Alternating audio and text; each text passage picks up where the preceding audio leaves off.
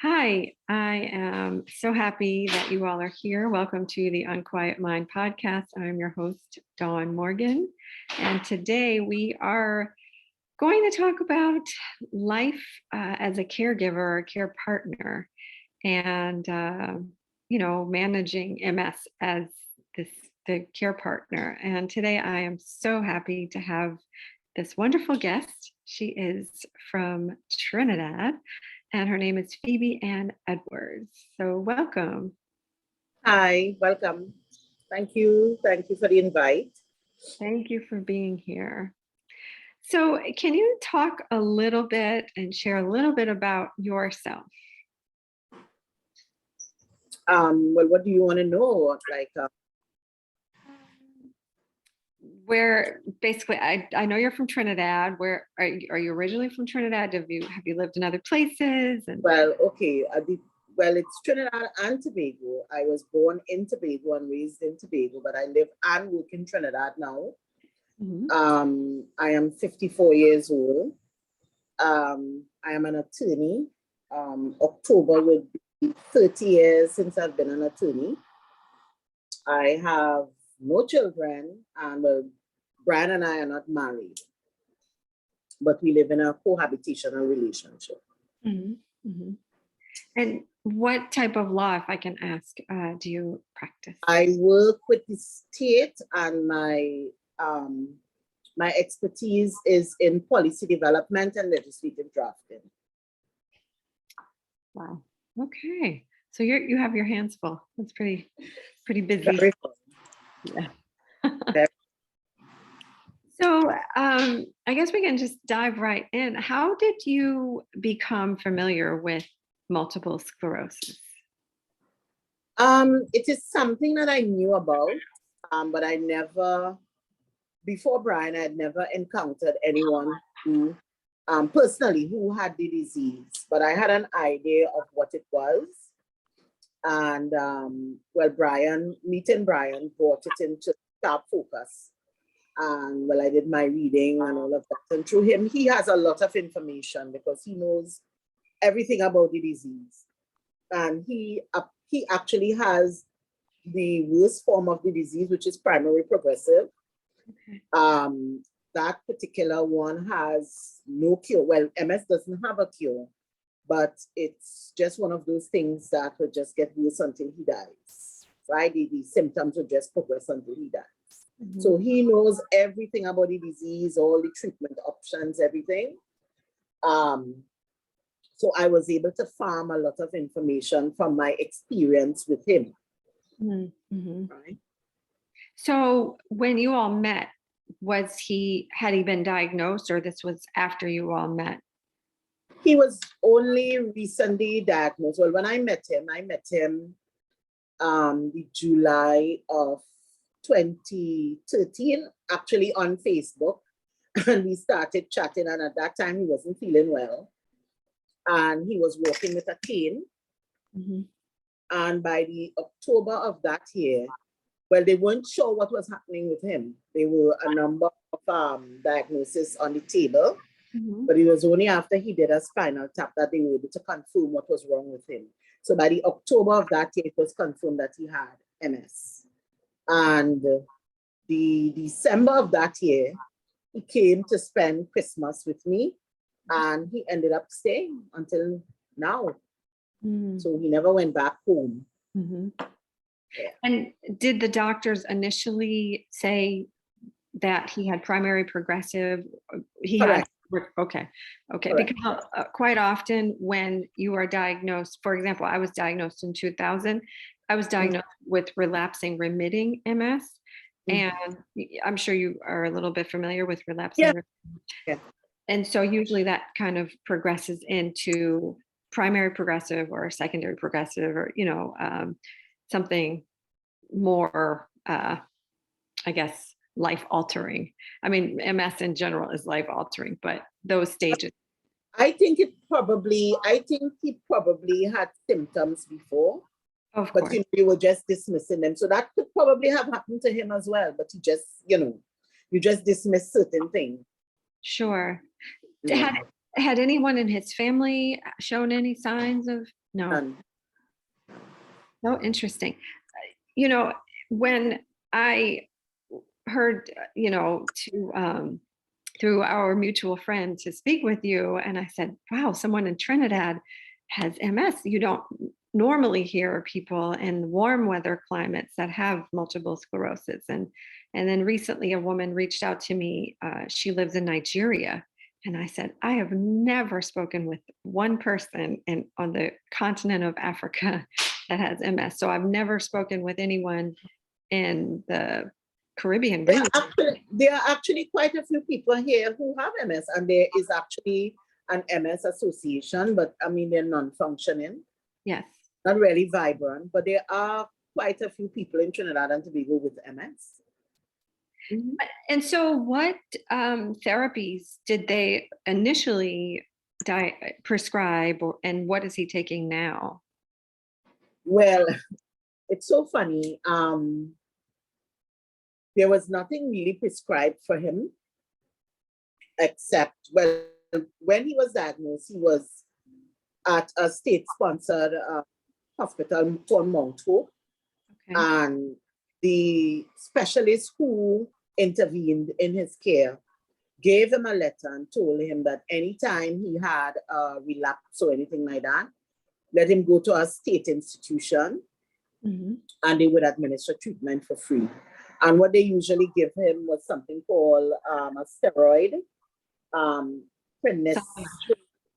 prednisolone or something like that. I'm not pronouncing it properly. Prednisone. But right, it's given to him intravenously, yes. For a number of days, and that's it. That's the sum total of the treatment that he has that he has received in the past. He has not had a relapse to the point where he needed to be hospitalized in about 6 years. Mm-hmm. Mm-hmm. At present, he's taking nothing outside of vitamins and just eating, and he's fine. But since 2017, he hasn't walked. The last time he went to the hospital was actually Christmas Day 2016. Mm-hmm. And when he came back home in January of 2017, that was it, he could no longer walk. Before that, he used to use a walker and stuff like that, but no. So he is in a wheelchair, uses a cane, a walker? Nothing. He's just confined to bed. But he has a motorized wheelchair. Okay. He has a lift, courtesy of his schoolmates. He has a lift, so you can actually lift him out of the bed, put him into the motorized wheelchair, and he can zip around the yard. Okay. Yeah. Do you do all of this yourself in the household, or do you all have care? Well, I used to. And after I developed health complications as a consequence of that, I stopped. So we have someone who comes in to tidy him. What used to happen is that I would go to work, come home, tidy him up, mm-hmm. and all of that. But it was really too much for me. Mm-hmm. And when I developed health complications, we got somebody to come in. So somebody comes in like about an hour or two for the day, mm-hmm. tidy him up. Mm-hmm. And that's it. They come in like about 5 days a week. Okay. 5 days. Okay. 5 days a week. But they just come to tidy him. But in terms of his day-to-day care, he's fine. He's in bed. He has his laptop. He has an iPad. He has his phone. And he's cool with that. I would leave his breakfast and lunch for him. Mm-hmm. And when I come home, he doesn't usually have a big dinner. He just usually has just like a snacky dinner. So I would just give him dinner, and that's it. So, okay. So he was diagnosed in 2017, you said? 2013. 13. Yeah, okay. 13. And they said primary progressive. Okay. Mm-hmm. That's the kind, I believe, that Richard Pryor, you're familiar with Richard Pryor? Yeah, of course. Yeah. I believe he had the same type of MS. And it affected his speech eventually. Yeah. So it is Brian, correct? Yeah. Is he able to feed himself? And all those? Okay. Yeah.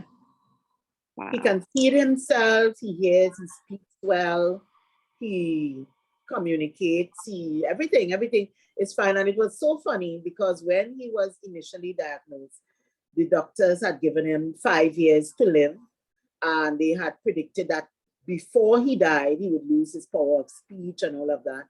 And I mean, we're in 2022 and he's speaking fine. Now, the disease has taken its toll on him physically. Yeah. But in terms of what they had predicted, that hasn't happened. I mean, number one, he's still alive. And, you know, he speaks, you can understand everything he says. I find that so fascinating. The care in other countries, every country does something different. Sorry, my phone. So,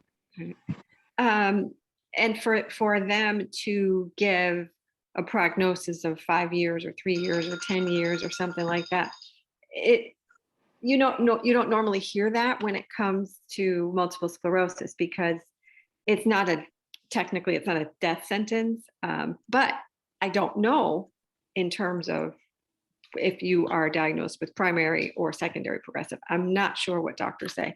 Do you know has he ever done an MRI besides the spinal tap? of course, and I think that based on what they probably saw, they said that. Okay. But he has defied all the odds. But in his former iteration of his life, he was a soldier, and that man is a fighter. He has inspired so many people, including me. I mean, he is just amazing and remarkable. And you know, sometimes when he is low and he would say, well, why am I here? I want to die, whatever. I say, you can't die now. I say, you have inspired so many people. You have done so much to buoy the spirits of so many people. I mean, you really can't go now, you know. But he is a real fighter. That man has so much spirit and so much drive. Yeah. You know, he really does. I wonder what his MRI looks like. I'm sure he has lesions all, in his spine and cervical. Yeah, he does. Yeah. Do you go to the doctor visits with him and listen to the things that they're basically telling? He hasn't been to the doctor in about since 2017, but he has a friend who is a neurosurgeon who would come and check him and check his reflexes and check if anything happens. I can call him, and he's fine. So, well, I'm sorry. Go ahead. But you see that the disease is progressing in the sense that you can see that his arm, and based on what he would say, like he's losing sensation in his fingertips. His fingers are curling, so you see actual, I don't want to use the word deterioration, but for want of a better word, you see the advancement of the disease. But in terms of how he feels physically, he always speaks of a constant sensation because of the situation with his nerves and what have you. But for all intents and purposes, it's something that's gradual. Right. So there's no dropping off the cliff decline. So he still eats, he's still able to feed himself. And as I always say, do what you can for yourself as long as you can. Exactly. Well, because it is a progressive illness. Even in my situation, I am technically in remission and quote healthy. I'm very strong, but the disease is still working on me in its own. Yeah.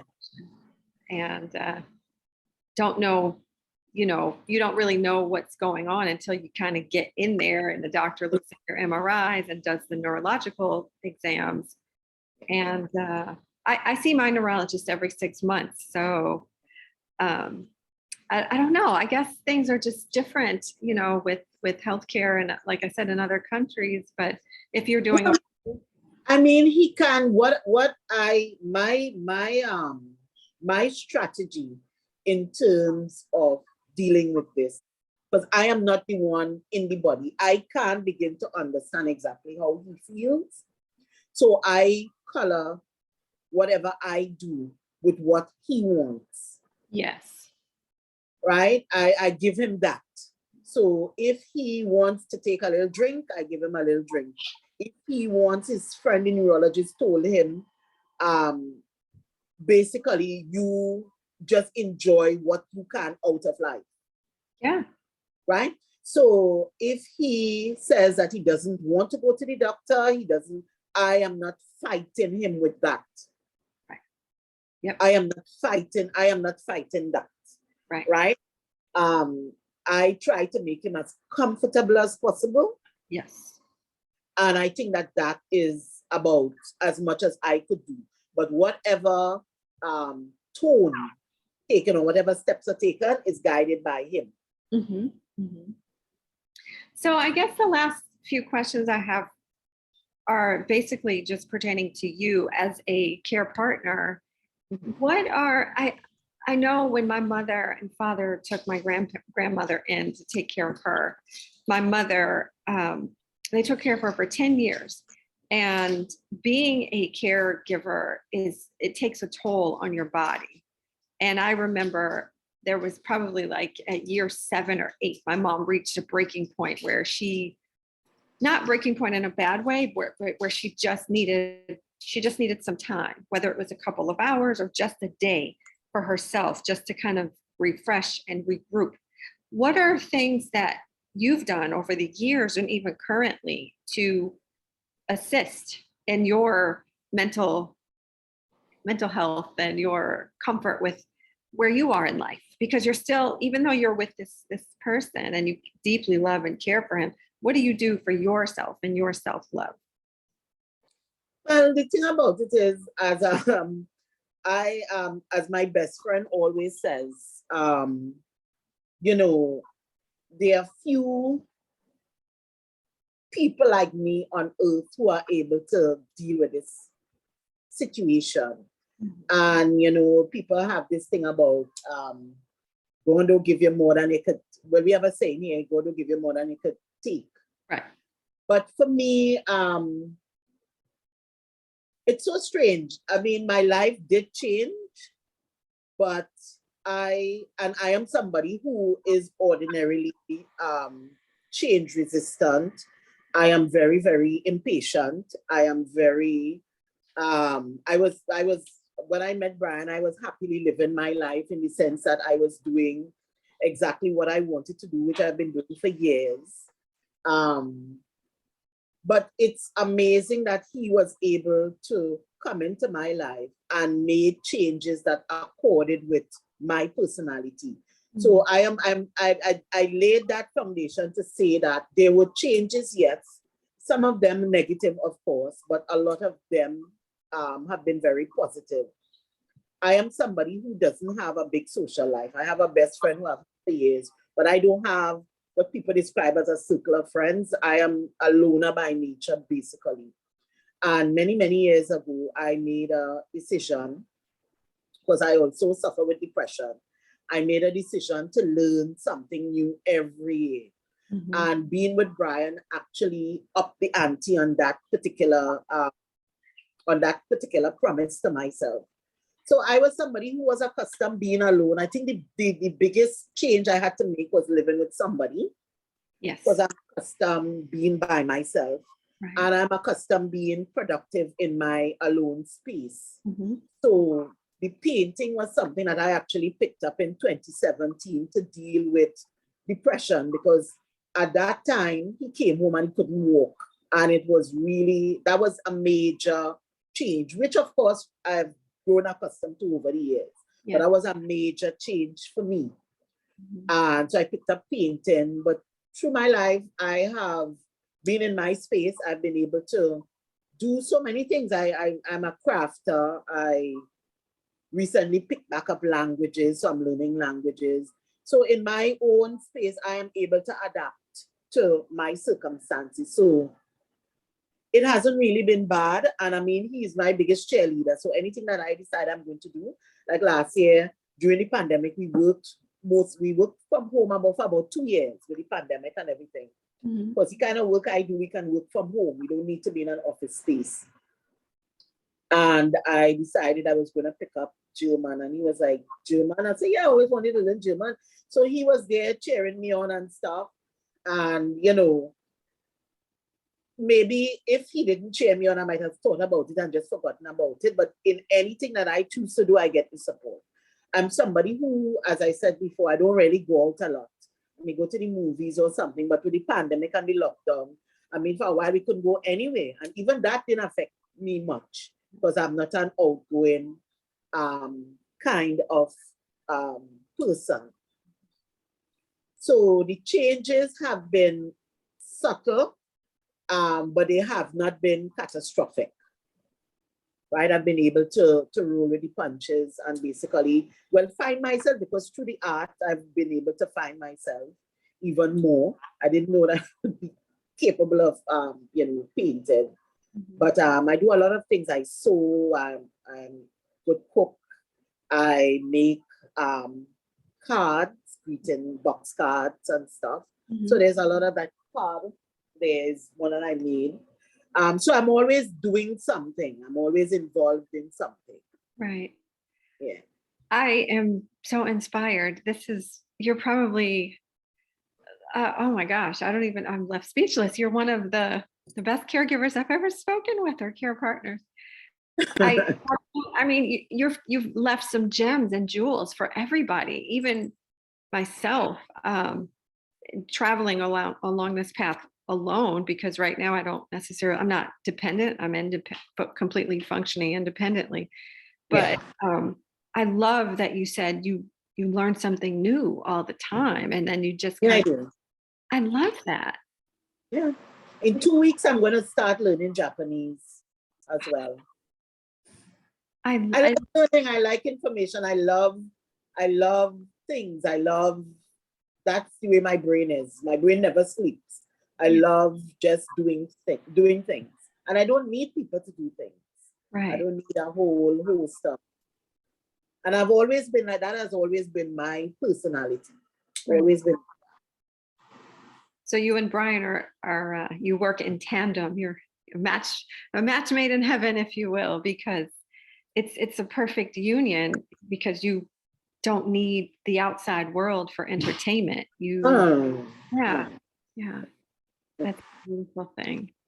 So do you learn these languages? Are you fluent in German now? Not fluent, but I can communicate.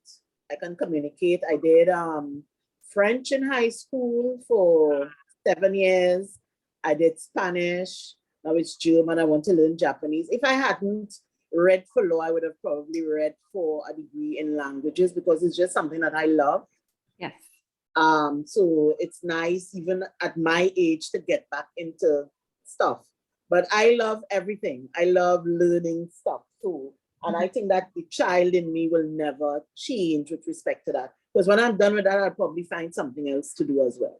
Right. Always on a learning curve. And it keeps you sharp, even though, and I'm sure the same for Brian, even though he's immobile and confined to a bed, his mind is still there. Very, very, very sharp. Very, very, very, very, very, very sharp. And that's what my friends don't understand. You know, a lot of professionals in Trinidad and Tobago, they have a degree, they have a profession, and they run that down. That is the alpha and the omega. That is the beginning and the end. I'm an attorney, and that is that. But for me, it's different. Even in terms of the law, I have my degree in law, I have my practicing certificate, I have 2 master's degrees in law, public law, and legislative drafting. So, I mean, I've done a lot professionally, but that is not the be it and the end it all. We don't know what our purpose is here. So I try to explore all areas of my life. Your working life is just a portion of who you are and what you do. And well, I don't have a family in the sense that I don't have children to be an extension of who I am. So I just, you know, plod along childlike in my own life, trying to find out who I am and what my competencies are. You know, so I'm forever learning. Even being with Brian is a learning experience. I've had to learn to be patient. Yeah. Which I fall on sometimes, because as I said before, I'm very, very impatient. You know, But you know, it has been all good. I love that. We're always learning. Yeah, that is so beautiful. I have to tell you, my son is trying to learn Japanese on his own. He's 11 years old and he draws and he, Yeah, the you know, anime. yes, yes. So I'll have to share with him. That is actually, I wanted to learn Korean, but the institution I am doing the languages with, they're not offering Korean this semester. So it was either Chinese, Mandarin, or Japanese, and I elected to do the Japanese instead. Yeah. Wow. I'm very excited about that. That's incredible. Thank you for sharing. Thank you. Thank you. And wow, I've learned a lot in this short amount of time. Thank you. Welcome. I truly appreciate your time and you coming on to talk about your experience and, you know, Brian's experience. Eventually, I would love to chat with him too. Sure. I guess things are. Hey, do you want him to say hello? I can carry the iPad in and let him say hello to you. Sure, if you're comfortable with that, sure. Sure, just hold on. Yeah. Bri, you awake? Hi, how we doing? You're seeing you? Right, this is Brian. Hi, how we doing? Good, how are you? It's great to see you. Yeah, well, just had breakfast, so I'm watching Game of Thrones, the series now. Okay. Hey, that's a good one. That's good. Yeah. Yeah, so I'm sure Phoebe mentioned that I have multiple sclerosis also. Oh, okay. Yeah. What relapsing remitting? Relapsing remitting. Yes. Okay. Yeah. I wish I had that. Well, hey, you know, this is life. And I thought that I was going towards a different direction. I was using a cane and a wheelchair and things like that. Yeah. And yeah. When relapsing remitting, it comes and goes. It's like a cold. Yes. Yes. Just like a cold. Yeah, but you know, unfortunately, primary progressive has me all twisted. Okay. You'll see that my little finger can't straighten. Yes. That's primary progressive. Yes. Okay. But it's not anything to do with the body. It's just the head, really. You know, the brain. Yes. And I was spoken to a brain surgeon, and he tells me, he said, the minute we cut that, that's it. It's all over. Yeah. So wow. I just have to fight it out. That's all. That's right. Do you ever think about getting massage or physical therapy? I know that helped me sometimes when I got really stiff. Well, my caregiver who comes and changes me, she usually handles my legs, you know, Sure. because she has done training with that now. But apart from that, the cost is exorbitant locally. Yes. Same in the United States. Yeah, it's almost $500 to $1,000 per hour. Oh, that's a lot. Wow. Okay. My back is straining now. So my back is straining, so I have to lift. Okay. Well, thank you for talking with me, Brian. I appreciate it. And I loved meeting you, and well wishes are sent and all of that. You look great. Yeah, hang in there. You too. We're fighters. Thank you.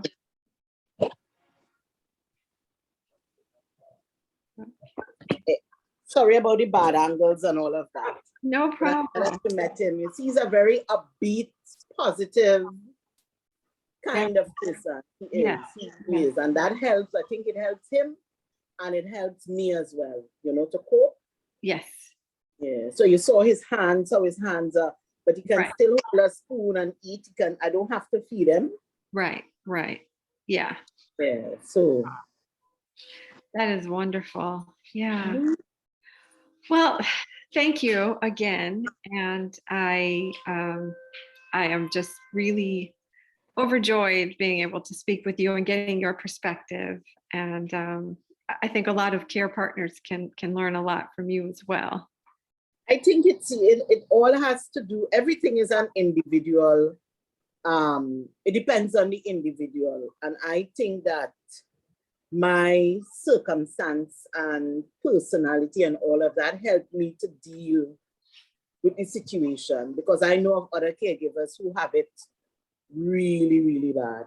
They have it really bad in terms of the only thing that is a problem, like for, as you said, physical therapy and massages and whatnot is really debilitatingly expensive.